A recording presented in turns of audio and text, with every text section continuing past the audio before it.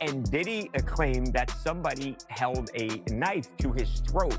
He woke up and this guy basically had him and he had the knife, and Diddy was at this person's mercy. Now, it's unclear what exactly happened from there. Was there a guard that came in? Did Diddy somehow fight this person off? Well, seems unlikely that happened. Or did the person just leave? Bottom line, this guy, at least according to people close to Diddy and Diddy himself, could have hurt him badly or even taken his life. It starts with disbelief and ends with accusation. Within a single weekend, Sean Diddy Combs' fragile story of survival behind bars has turned into a potential legal nightmare. His lawyers insist he was attacked by another inmate inside MDC Brooklyn, even describing a guard stepping in to stop the assault. But 50 Cent, never one to hold back, claims the entire incident was fabricated, a stunt designed to manipulate the system and sway a sympathetic judge. That claim matters more than anyone first realized, because the same judge, Aaron Subramanian, has a reputation for punishing dishonesty as harshly as the original offense. Prosecutors, on the other hand, said Diddy was not sorry and that his apology was phony and that there was some serious harm done to the victims of this case. Like you said, they wanted a sentence of at least 11 years. Ultimately, we know a sentence has now been shared with the court of 4 years behind bars for Sean Diddy Combs. We've seen this play out before. A public figure trying to appear broken, humbled, desperate for redemption. Diddy's team painted that image all through October, calling his confinement inhumane and begging for a transfer to a safer, low-security facility in New Jersey. But now the story they built is collapsing. If 50 Cent's allegations prove true, Diddy's plea for mercy could be recast as an attempt to mislead a federal court. For a man already convicted and sentenced, that kind of deception isn't just a scandal, it's a potential sentence extender. Diddy obviously just starting out his time, well, not just starting out, but starting out his official sentence since being sentenced not too long ago. And I think suffice to say, it's not going well so far. Yeah, no, you're absolutely right. I mean, he's got 4 years and change that he's going to ultimately have to serve, although he has served already a year as he awaited his trial and then went through his trial. So, according to Diddy's lawyers, the attack happened late one night in his dorm-style unit at MDC. They told the court a guard saved his life when a shiv-carrying inmate crept into his cell. Days later, longtime friend Charlucci Finney doubled down on the story, telling the Daily Mail that Diddy woke up with a knife pressed to his throat, describing the moment as seconds from disaster. The account spread quickly across tabloids and talk shows, portraying Diddy as a vulnerable celebrity lost in a violent federal maze. But 50 Cent saw something else on his Instagram feed. He called it fake, mocking Diddy for, in his words, snitching from the cell. Within hours, screenshots of the post flooded X and TikTok, forcing reporters to revisit whether any official documentation of an assault actually existed. Sort of talked to me about the schedule for the day. He explained the important rules. He explained count time, because they have to, look, the jail's main two things. They can't lose you and they can't kill you. So they have to, count you. And they count you twice a day, actually 3 times a day. You go to your bunk? Yeah, you go to your bunk. At night, they'll come, you can be laying down. And in the morning, you can be laying down. But once a day, twice a day. So far, none has surfaced. Bureau of Prisons officials have not confirmed a single incident report matching that description. And that silence is fueling a new theory inside the courthouse, that Diddy's lawyers may have embellished the story to strengthen their request for transfer to FCI Fort Dix, a facility known for its rehabilitation programs and family-friendly visiting conditions. What makes this more dangerous is timing. Judge Subramanian still has authority over Diddy's sentence recommendations. He can endorse the transfer, or block it with one signature. If he believes the court was misled, sources close to the defense admit he could go further, citing obstruction or false representation during post-trial proceedings. To understand how precarious this has become, we have to trace the last few months. Diddy's conviction came in July 2025, after a 9-week trial that shocked even veteran court reporters. By October 3rd, he was formally sentenced to 50 months in federal custody and fined $500,000.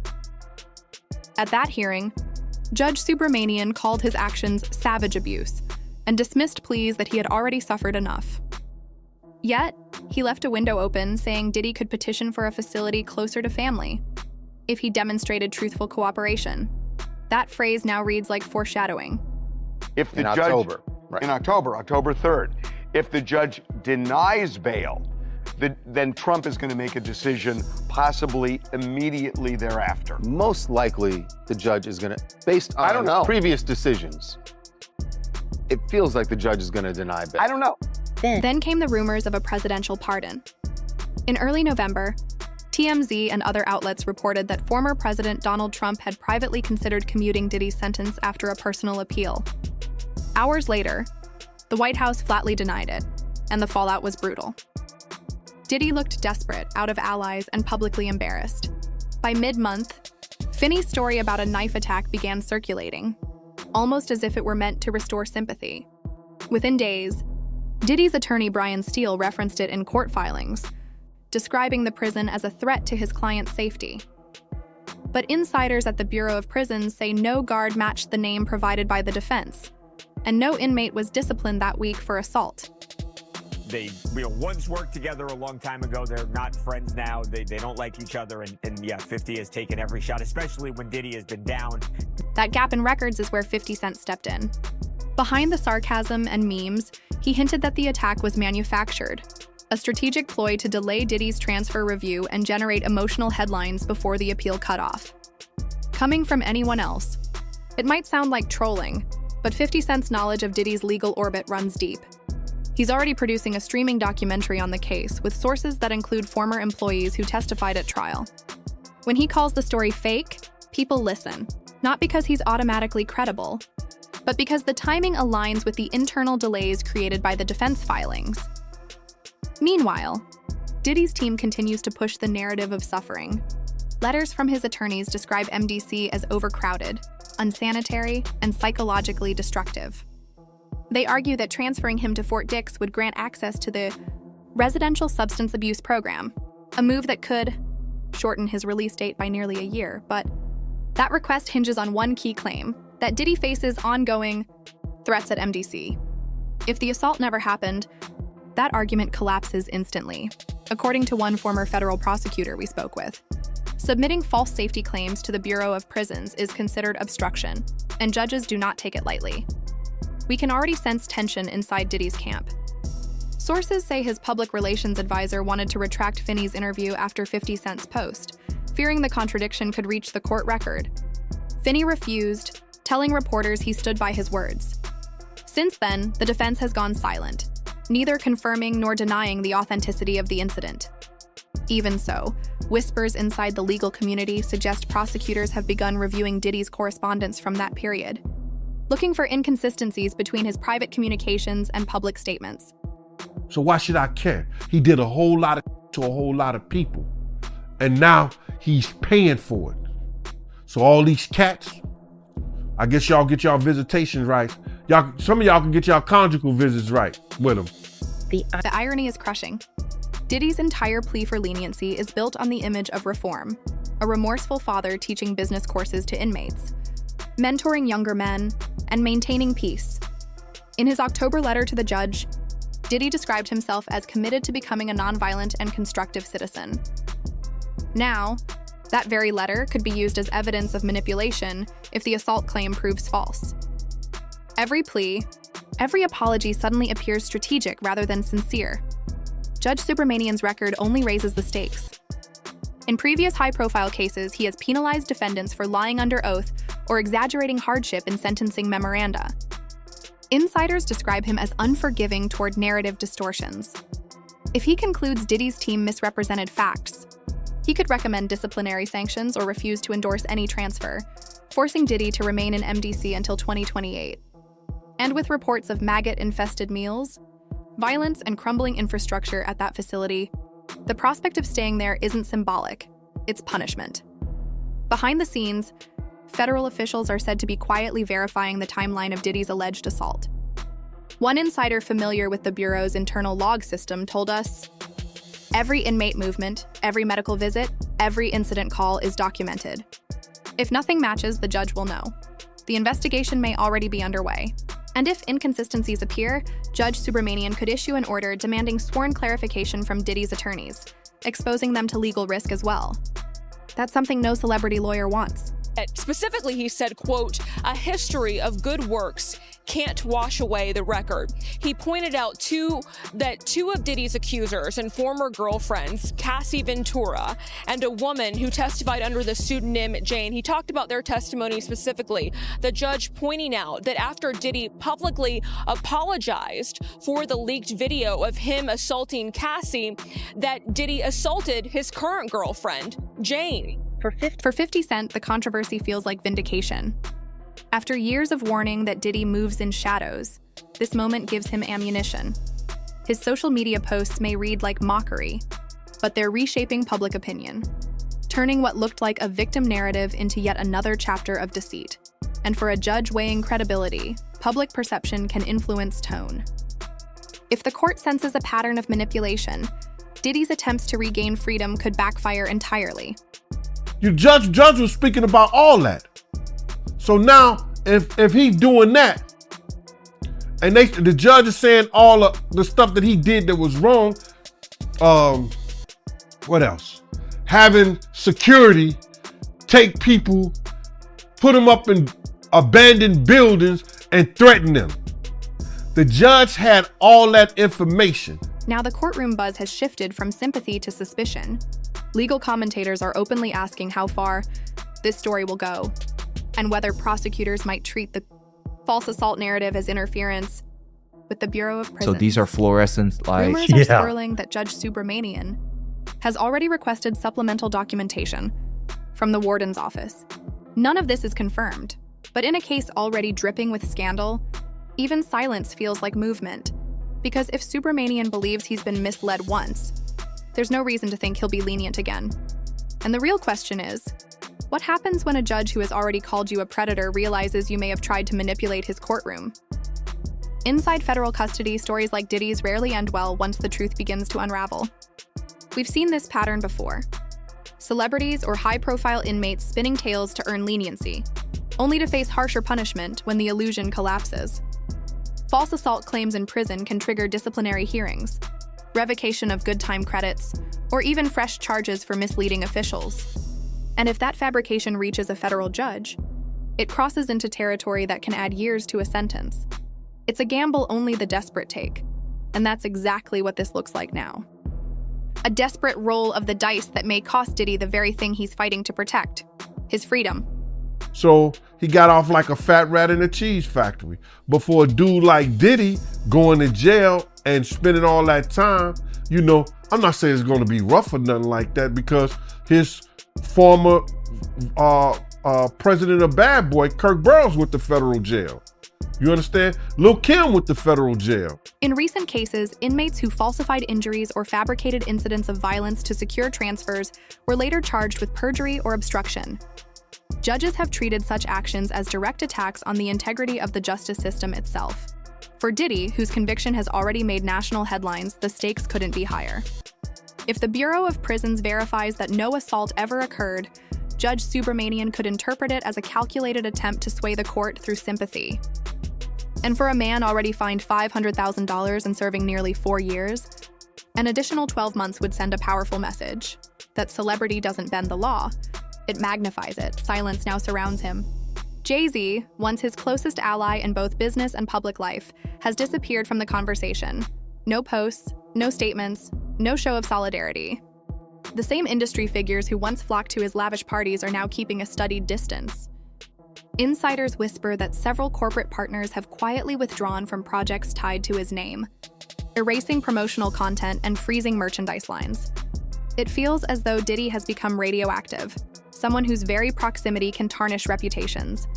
And behind that silence lurks a question we can't ignore. Do his former friends know something the public doesn't? Walked away, got no money. Got nothing. Over. And Jay-Z celebrated that, the fact that... We should say, and it was filed by the lawyer who has filed a slew of lawsuits against... Industry analysts note that the moment 50 Cent called the prison attack story fake, social media turned into a courtroom of its own. The mockery spread faster than the original allegation. What might have been perceived as a cry for help quickly transformed into another scandal. This time, one about deception. And without a single celebrity publicly defending him, The optics are disastrous. When even Jay-Z, the man who once stood beside him on stage calling him family, stays silent, it signals isolation at the top. Whether out of caution or disapproval, that silence speaks louder than any press release. Meanwhile, Diddy's legal team appears to be retreating behind closed doors. Sources close to the defense claim internal disagreements have erupted over how to handle the assault narrative. One insider described the atmosphere as tense and exhausted, suggesting that what began as crisis control has now become damage control. None of them will comment on 50 Cent's accusations, and that refusal only fuels speculation that the defense may have realized the danger too late. If they retract the claim now, it could be seen as an admission of dishonesty. If they double down, they risk angering a judge who already condemned their client's behavior as predatory. We've watched Diddy transform, from commanding mogul to pleading defendant, and now into something stranger, a man trapped between two realities. On one side, his supporters insist he's the victim of a broken system. On the other, the record shows a convicted offender whose credibility is eroding by the day. Every new rumor adds weight to the idea that his empire, once built on charm and control, is crumbling from within. He once ruled the charts and the boardrooms. Now his empire is reduced to appeals, filings, and unverified claims dissected by journalists and YouTubers alike. And you're sleeping in that life. What was the first night there?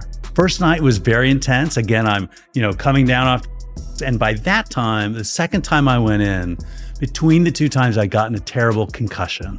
And there's more at stake than just reputation. If this alleged fabrication prompts a formal review, Diddy could lose eligibility for the very programs that might reduce his sentence. The residential substance abuse course he hopes to enter at Fort Dix is reserved for inmates with clean disciplinary records. A confirmed lie could make him ineligible altogether, trapping him at MDC until late 2028 or longer. Federal consultants note that even a single infraction can erase months of credit. In that light, this false attack narrative isn't merely a PR disaster, it's a direct threat to his release timeline. The psychological toll is starting to show. Court sketch artists describe Diddy as looking thinner, almost drained, a shadow of the exuberant performer he once was. The transformation has become its own spectacle, an icon reduced to gray stubble and court-issued sweatshirts, staring at a judge who no longer believes him. We can only imagine what goes through his mind as headlines question his every word. Behind those steel walls, perception becomes reality fast.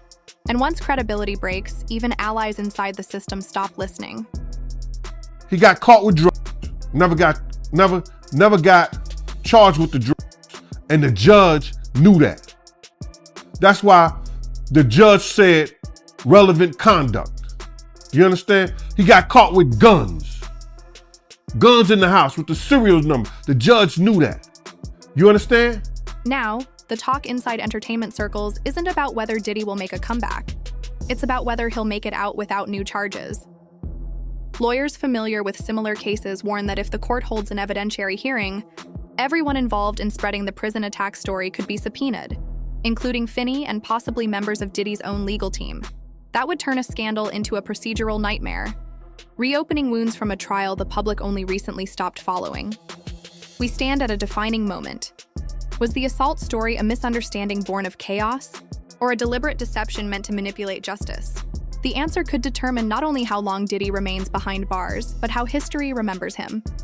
Because for a man once synonymous with control, power, and spectacle, losing credibility is worse than losing freedom. It's losing the script of his own life. So, where does that leave us now? With a mogul cornered by his own contradictions, an enemy who's finally found his weak spot, and a judge rumored to be reviewing every claim under a microscope. Diddy's freedom was already hanging by a thread. Now his own words might be the scissors that cut it, leaving him alone in a system that has no mercy for liars. What do you think? Was this a desperate attempt to win sympathy? Or could there be more we haven't seen yet? Drop your thoughts below. Because this story isn't done unfolding. Until next time, stay tuned, stay curious, and remember, in this business, truth always finds its way to the surface.